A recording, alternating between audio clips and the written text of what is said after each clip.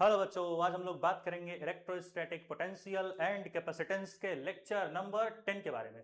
और यहाँ पर हम लोग डिस्कस करेंगे कि आखिर कैपेसिटेंस क्या होता है और इसके कुछ हम लोग बेसिक प्रॉपर्टीज भी देखेंगे, जिसमें आता है भाई इसकी एसआई यूनिट क्या होती है, ठीक है। और अर्थ को हम लोग एक कंडक्टिंग स्फीयर की तरह देखेंगे और फिर देखेंगे कितना कैपेसिटी होता है हमारे अर्थ का। और भी थोड़ी बहुत प्रॉपर्टीज देखेंगे, हालांकि यहाँ पर बेसिक प्रॉपर्टीज की ही बातें होंगी। इसके बाद आएगा एक और लेक्चर जहां पर कैपेसिटेंस के एडवांस प्रॉपर्टीज को भी हम डिस्कस करेंगे। तो शुरुआत करते हैं लेक्चर नंबर 10 कैपेसिटेंस से कि आखिर कैपेसिटेंस क्या होता है। आखिर कैपेसिटेंस क्या होता है? कैपेसिटेंस को हम कैपेसिटी भी कहते हैं, कह सकते हो कि कैपेसिटी, किसी बॉडी की कैपेसिटी क्या होती है? किसी बॉडी की कैपेसिटी ये कहलाती है कि आखिर कितना चार्ज रिक्वायर है किसी बॉडी की पोटेंशियल को इंक्रीज करने में, उसी को हम कहते हैं कैपेसिटी या फिर कैपेसिटेंस। यानी कि अगर हमारे पास कोई बॉडी रखी है, ठीक है, तो उस बॉडी में कितना चार्ज रिक्वायर है उस बॉडी के पोटेंशियल को इंक्रीज करने के लिए, ठीक है। जैसे कि हमारे पास यहां पर कोई मान लेते हैं बॉडी गिवन है, ठीक है, हमारे पास यहां पर एक बॉडी गिवन है, ठीक है। तो मान लेते हैं इस बॉडी का कुछ चार्ज होगा और इस बॉडी के ऊपर कुछ पोटेंशियल भी होगा। तो जो हमारा चार्ज होगा, ठीक है, जो हमारा चार्ज होगा, ठीक है, वो डायरेक्टली प्रोपोर्शनल होगा पोटेंशियल के। जो हमारा चार्ज होगा वो डायरेक्टली प्रोपोर्शनल होगा पोटेंशियल के। कहने का मतलब है कि जितना ज्यादा चार्ज उतनी ज्यादा पोटेंशियल। और बेसिक भाषा में हमने समझा कि कितना ज्यादा हमें चार्ज रिक्वायर है किसी बॉडी की पोटेंशियल को इंक्रीज करने में, वो होता है कैपेसिटी ऑफ द बॉडी। अब हमें कैपेसिटेंस का अगर फॉर्मूला निकालना हो तो कैसे निकालेंगे? हमने इस डिफिनेशन से ये पाया कि जितना ज्यादा चार्ज उतनी ज्यादा पोटेंशियल किसी भी पर्टिकुलर बॉडी के लिए, ठीक है। तो अगर हम इस प्रोपोर्शनलिटी को हटा दें तो हमें एक कांस्टेंट मिलेगा और वो जो कांस्टेंट मिलता है उसी को हम बोलते हैं कैपिटल सी, जो कि होता है कैपेसिटेंस। तो जैसे ही हम रिमूव करेंगे प्रोपोर्शनलिटी को तो वहां पर हमें एक कांस्टेंट मिलेगा जिसे हम बोलते हैं सी, ठीक है। तो इस तरीके से हमें जो है इस तरीके का एक फॉर्मूला मिल जाता है जो कि बनता है क्या? Q equal to C into V, जहां पर Q क्या है? Q हमारा होता है चार्ज, ठीक है, जो कि रिक्वायर है पोटेंशियल इंक्रीज करने के लिए। और पोटेंशियल क्या है? पोटेंशियल है उस जो हमारी बॉडी है उसकी पोटेंशियल, ठीक है। और सी क्या है? कैपेसिटेंस है। अब यहां पर अगर कैपेसिटेंस का हम लोग फॉर्मूला निकालना चाहें तो कैसे निकालेंगे भाई? अगर charge equal to capacitance into potential है तो कैपेसिटेंस क्या हो जाएगा? सीधी सी बात है भाई, जो हमारा कैपेसिटेंस का फॉर्मूला निकल करके आएगा वो कितना आएगा? ठीक है, जो हमारा कैपेसिटेंस का फॉर्मूला निकल करके आएगा वो कितना आएगा? जोर से बोल भाई। जो हमारे कैपेसिटेंस का फॉर्मूला निकल करके आएगा वो कितना आएगा? वो आएगा भाई क्यू बाई वी। क्या आएगा? Q upon V. कितना आ जाएगा? Charge upon potential. यानी अगर कोई पूछे कैपेसिटेंस क्या है, एक तरीके से कह सकते हो कि चार्ज और पोटेंशियल का रेशियो है। तो इस तरीके से हमें जो है ये फॉर्मूला निकल करके आया। कितना आया? ये भाई निकल करके आ गया। ये जो है डब्बा हटाओ यार, ऐसे ही देख लो, कोई दिक्कत नहीं।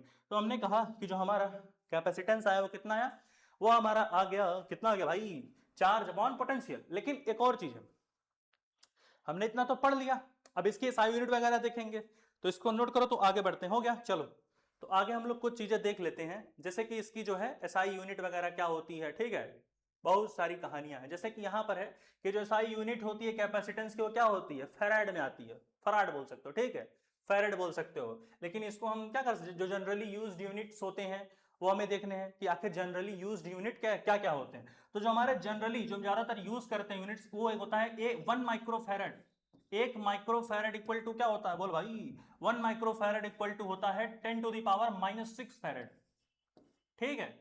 ये हमारा जनरली जो यूज्ड क्वांटिटी होता है वो इस तरीके का क्वांटिटी हमारा यूज होता है, ठीक है। अब इसी तरीके से अगर हम देखना चाहें कि 1 पिकोफैरड, पीएफ लिख लो, ठीक है। क्या लिखोगे? बोल भाई 1 पीएफ। तो इस तरीके से ये भी एक फॉर्मूला निकल करके आता है, ठीक है। तो इसका फॉर्मूला जो निकल करके आएगा वो कितना आएगा? वो आ जाएगा 10 टू द पावर -12। क्या आएगा? वो आएगा 10 टू द पावर -12। क्या आ जाएगा? 10 टू द पावर -12 फैरड। तो जो हमारा जनरली यूज्ड यूनिट्स होते हैं वो यही होते हैं, बाकी जो एसआई यूनिट होती है वो फैरड होती है, ठीक है। वाइस वाइस तो क्लियर ही होगी। चलो भाई आगे बढ़ते चलते हैं और देखेंगे नई नई कहानियां कि कैसे जो है इसमें जो भी हमने पढ़ा, अभी इतना पढ़ लिया, तो आगे बढ़ते हैं और देखते हैं कि आखिर आगे हमारे पास क्या क्या कहानियां बनेंगी। तो शुरुआत करा जाए, बढ़े आगे। चलो भाई। बढ़ते हैं आगे और देखते हैं कुछ और भी इसमें कहानियां बढ़िया बढ़िया। चलो हो गया। देखो कैपेसिटेंस को समझने का एक और अच्छा तरीका है, ठीक है। क्या समझोगे? अगर फील लेना हो कैपेसिटेंस का तो कैसे समझोगे, ठीक है। अगर हमें कैपेसिटेंस की पूरी फीलिंग समझनी है तो कैसे समझेंगे, वही हम देख लेते हैं। तो यहाँ पर हमने जैसा कि कैपेसिटी के बारे में पढ़ा इतना था, ठीक है, हमने इतना जो है कैपेसिटी के बारे में पढ़ा था। तो अब हम क्या देखेंगे, अब हम कैपेसिटी के बारे में अगर और कुछ जानना चाहें तो हम क्या जान सकते हैं। देखो भाई कैपेसिटी के बारे में एक और चीज जान सकते हैं हम लोग, वो ये है क्या है, वो ये है कि कैपेसिटेंस क्या होता है, कि हम क्या कर रहे हैं, हम जो है कैपेसिटेंस एक तरीके का जो हमारा कैपेसिटर होता है हम उसके बारे में समझेंगे। कैपेसिटर क्या है, एक तरीके का कंडेंसर बोल सकते हो, ठीक है। यानी कि जो एनर्जी को स्टोर करे चार्ज के फॉर्म में वो होता है कैपेसिटर। जो एनर्जी को स्टोर कर ले चार्ज के फॉर्म में, जो एनर्जी को स्टोर कर सके चार्ज के फॉर्म में, उसी को बोलते हैं कैपेसिटर। क्या करे, एनर्जी स्टोर तो करे, हमने कहा कि एनर्जी स्टोर तो होगी, energy will be store, energy stored, जो हमारी एनर्जी होती है वो स्टोर होती है in form of charge, in form of charge. तो अच्छा इसमें कंफ्यूजन होगा कि चलो इसको तो हमने बोल दिया कि ये कैपेसिटर है, कि हमने एनर्जी को स्टोर करा दिया, ठीक है, हमने क्या किया, एनर्जी को स्टोर किया चार्ज के फॉर्म में, तो वो कैपेसिटर में कहलाया कि भाई वो कैपेसिटर है। लेकिन बात ये होती है कि भाई बैटरी का भी तो यही काम है, बैटरी भी तो एनर्जी को स्टोर करती है चार्ज के फॉर्म में। तो फर्क क्या है भाई, आखिर फर्क क्या है? फर्क बस इतने से है कि जब हमें बहुत ज्यादा इंस्टेंटली यानी एकाएक हमें बहुत ज्यादा एनर्जी की जरूरत पड़ जाए तो क्या बैटरी वहां काम करके देगी? बैटरी एक तरीके का नल है छोटा सा, ठीक है, टैप खोले धीरे धीरे पानी जा रहा है तो बाल्टी ही तो भरेगा। अब कोई कह दे भाई कि बगल का तालाब भरना है, बगल का स्टेडियम भरना है, क्रिकेट स्टेडियम है वो ज्यादा बड़ा होता है, ठीक है, भरना है, तो क्या वो छोटी सी जो बैटरी नल लेके गए हो, क्या उसको खोल दोगे तो क्या वो एनर्जी उतना दे पाएगा, उतना पानी मिल पाएगा उस तालाब या क्रिकेट स्टेडियम में जो एक कैपेसिटर दे पाएगा? नहीं दे पाएगा, एक बैटरी वो नहीं दे सकता। यानी जब बहुत ज्यादा एनर्जी की जरूरत हमको पड़ी है किसी भी इलेक्ट्रिकल अप्लायंस को स्टार्ट करने में, तो वहां पर कैपेसिटर ही काम आता है। अब जैसे कोई हम बोल दे कि हमारे पास जैसे बहुत ही जो हमारे ओवरलोडेड, जैसे हमारा कार वगैरह है, ठीक है, कार स्टार्ट करनी हो गई और भी चीजें स्टार्ट करनी हो गई, तो वहां पर बहुत ज्यादा एनर्जी चाहिए हमको चाहिए होती है, वो भी इंस्टेंटली, यानी एकाएक एट द इंस्टेंट हमको बहुत सारी एनर्जी चाहिए होती है। तो बैटरी तो वो काम कर नहीं पाएगा, जैसे पंखे में लगा होता है कंडेंसर जिसको बोलते हैं कैपेसिटर। तो ये इसलिए जरूरी है, कैपेसिटर का जो है यही फर्क होता है, ये एनर्जी को स्टोर करता है चार्ज के फॉर्म में, लेकिन बहुत सारी एनर्जी ये एट द इंस्टेंट दे सकता है किसी भी अप्लायंस को स्टार्ट करने में। तो ये इसका मेन चीज होता है, ठीक है, नोट करो, समझ गए होगे तो बढ़ जाएगा। चलो तो ये सारी हमारी कहानी होती है, ठीक है, एनर्जी स्टोर करने की इसकी क्षमता बहुत अच्छी होती है, ठीक है। आ जाओ भाई आगे बढ़ जाते हैं। अब हम देख लेते हैं कुछ इसके बहुत ही खूबसूरत सी प्रॉपर्टीज। पहली प्रॉपर्टी क्या है कि अगर हम अर्थ को एक कंडक्टिंग स्फीयर की तरह यूज करें, हमने कहा कि हम अर्थ जो हमारी धरती माता इनको हम कंडक्टिंग स्फीयर की तरह यूज करें जिसका रेडियस हो 6400 किलोमीटर, 6400 किलोमीटर होता है रेडियस, और जो इसकी कैपेसिटी होती है उसको हम कैसे कैलकुलेट करेंगे तो देखते हैं। हमने कहा कि जो हमारी अर्थ है इसको हम यहां पर बना लेती हैं, ठीक है, ये हमारा है अर्थ, ठीक है। फिर हमने कहा कि जो इसका रेडियस है, जो हमारी अर्थ का रेडियस है वो कितना है, बोल भाई, जो हमारी अर्थ का रेडियस है वो कितना है, 6400 किलोमीटर, ये हमारी क्या है, अर्थ की हमारी रेडियस है। तो इसको हम सीधा आर से नोट कर सकते हैं, ऐसा कोई दिक्कत की बात तो नहीं है, आराम से जो है आर से डिनोट करो, कोई दिक्कत नहीं। तो हमने कहा कि ये लो भाई, तो ये हमारा हो गया अर्थ जिसका रेडियस है आर। तो हम अर्थ की कैपेसिटेंस को, अर्थ की जो कैपेसिटी है इसको कैसे कैलकुलेट करेंगे वो हमें देखना है। तो हम एक चीज पढ़े हैं, क्या हमने पढ़ा है, हमने पढ़ा है कि जो पोटेंशियल होता है किसी भी बॉडी का वो क्या होता है, के क्यू बाई आर। जो पिछले लेक्चर्स थे वहां हम लोगों ने पढ़ा था जो किसी भी बॉडी का पोटेंशियल होता है वो कितना होता है, वो होता है के इंटू क्यू बाई आर, यानी कितना चार्ज है बॉडी पर, कितना चार्ज है बॉडी पर, ठीक है, वो हमारा क्यू है, और आर क्या है, जिस डिस्टेंस पे पोटेंशियल पता कर रहे हैं, ठीक है। तो पोटेंशियल ऑफ एनी बॉडी क्या होता है, के क्यू बाई आर। अब जैसे हमारे पास यहां पर कोई बॉडी बन जाए, ठीक है, हमारे पास यहां पर कोई बॉडी आ जाए, ठीक है, ये कोई हमारे पास बॉडी, इस पे हमने जो है मान लेते हैं हमने जो है चार्ज को डिस्ट्रीब्यूट करके रखा है बढ़िया से, हमने इस पे क्या है, हमने इस पे चार्ज को डिस्ट्रीब्यूट करके रख दिया, ठीक है। तो हमें क्या यहां पर हो रहा है कि जितना ज्यादा हमें चार्ज बढ़ाना है उतनी ज्यादा हमें पोटेंशियल की रिक्वायरमेंट होगी।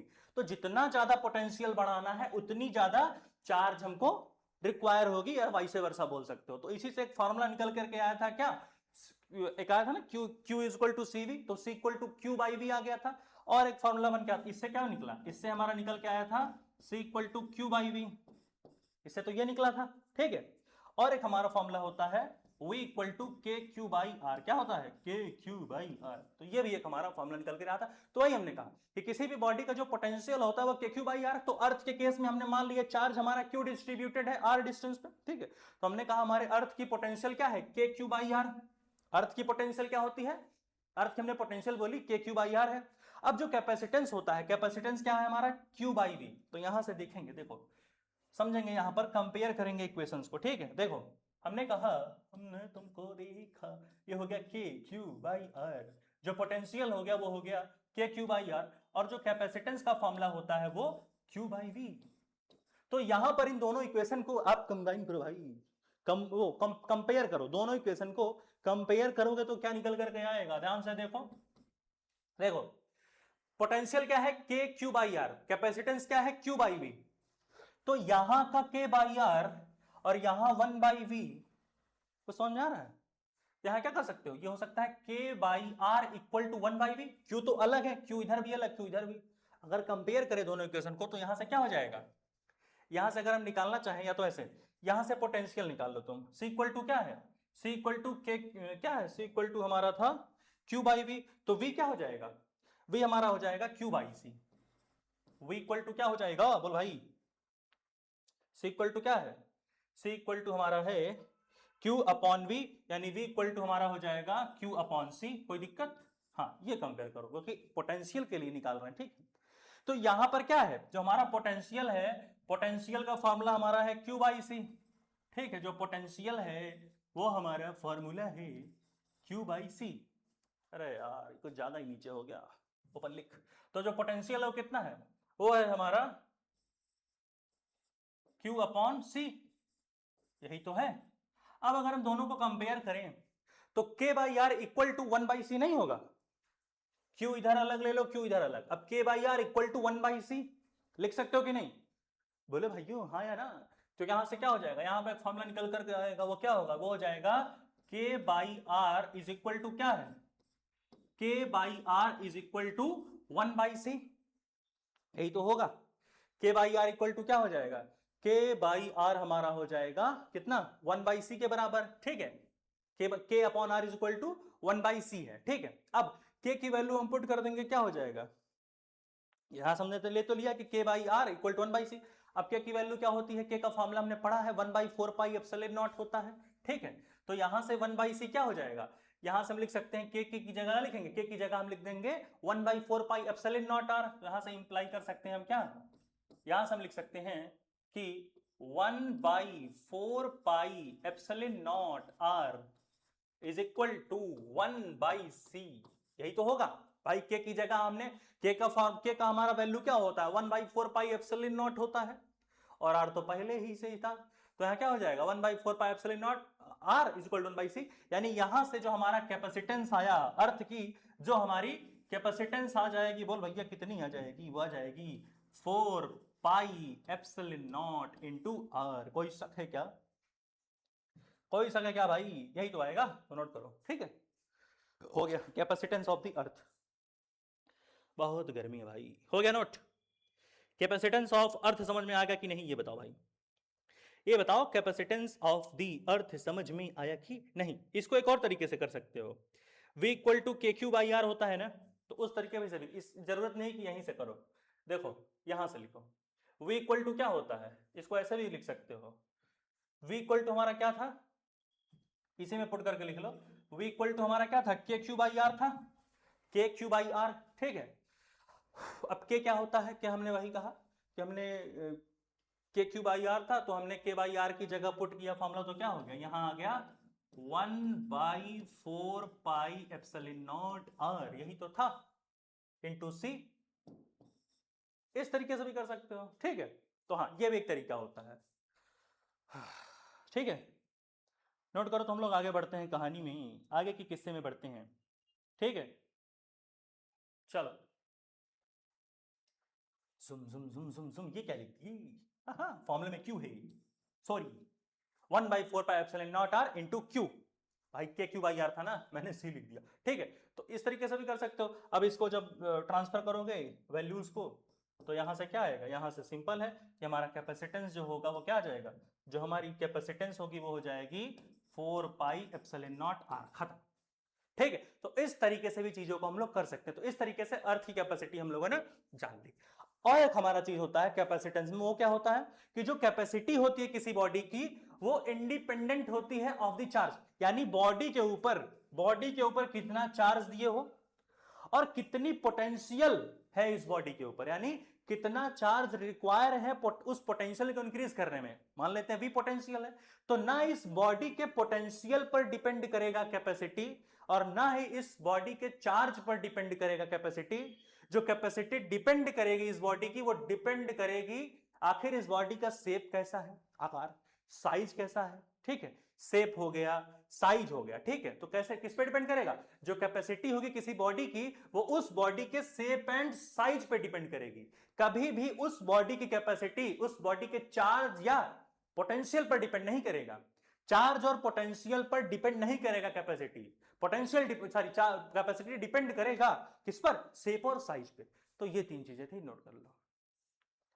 थक गए भाई, अगर हो गया हो तो चलते हैं आगे, बढ़ जाए भाई। समझ में आया कि नहीं ये बताओ पहले, ठीक है। 4πε0 r वगैरह समझ में आया।